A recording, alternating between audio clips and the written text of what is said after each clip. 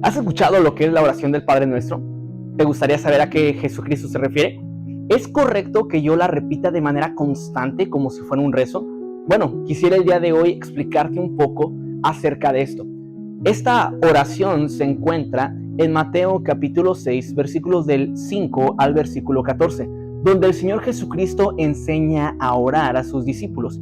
Y es interesante porque en el versículo 5, donde inicia esta historia, dice lo siguiente: cuando ores, no seas como los hipócritas, porque ellos aman el orar en pie en las sinagogas, en las esquinas de las calles, para ser vistos de los hombres. De cierto os digo que ya tienen su recompensa. El Señor Jesucristo inicia hablando y diciendo que nuestra oración no debería ser de manera hipócrita. La palabra hipócrita en griego es una frase que se utilizaba y se daba a los actores. En otras palabras, Jesucristo está enseñando que cada oración que yo eleve hacia Él necesita ser de manera sincera. Ahora, la Biblia nos enseña también que había gente que actuaba y que le gustaba orar en la sinagoga y en las esquinas.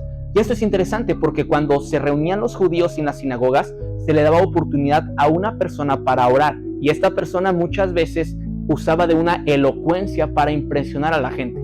O inclusive algunos judíos en la hora de la oración, que era a las 9 de la mañana, a las 12 o a las 3 de la tarde, en las esquinas se paraban a orar y sus oraciones eran solamente para llamar la atención de la gente, pero no hacia Dios. Y es por eso que Dios les llama hipócritas. Y en el versículo 6 dice la Biblia así: mas tú cuando ores, entra en tu aposento y cerrada la puerta, ora a tu Padre que está en lo secreto, y tu Padre que ve en lo secreto te recompensará en público. Es importante mencionar esto porque el Señor Jesucristo estaba enseñando que era necesario orar en un lugar privado. No está hablando acerca de un lugar en específico que tú tengas en tu casa o allí metido en un lugar, en un cuarto donde no llegue luz.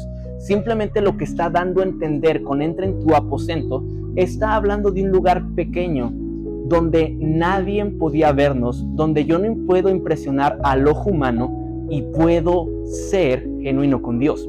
Y luego la Biblia nos menciona en el versículo 7: llorando no uses vanas repeticiones como los gentiles que piensan que por su palabrería serán oídos. No os hagáis pues semejantes a ellos, porque vuestro Padre sabe de qué cosas tenéis necesidad antes que vosotros le pidáis. Es importante que toda oración no sea con palabrerías o vanas palabras. De hecho, algunas traducciones lo utilizan el vocablo como si solamente fuera un bla, bla, bla, para que usted me entienda. Es importante que la oración sea del corazón y no solamente sean palabras sin sentido que salgan de nuestra boca, sino que podamos entender lo que estamos diciendo. Y allí es a donde entra el modelo de la oración del Padre Nuestro. Versículo 9 dice: vosotros pues oraréis así: Padre nuestro que estás en los cielos, santificado sea tu nombre. En primer lugar, toda oración tiene que estar dirigida hacia el Padre. Lo importante de esto, lo que el Señor Jesucristo está enseñando, no es que repitas lo que dice aquí de manera sistemática, sino que lo hagas con el modelo que le está enseñando. Entonces, en primer lugar, toda oración tiene que ir hacia el Padre. El versículo 10 dice: venga tu reino, hágase tu voluntad como en el cielo, así también en la tierra. Nuestra oración tiene siempre que contar con la voluntad de Dios y recordar que es necesario que tú y yo hagamos lo que Dios quiere y no que Dios haga lo que yo quiero. Siguiente lugar, versículo 10 dice: venga tu reino, hágase tu voluntad como en el cielo, así también en la tierra. Versículo 11: el pan nuestro de cada día, dánoslo hoy.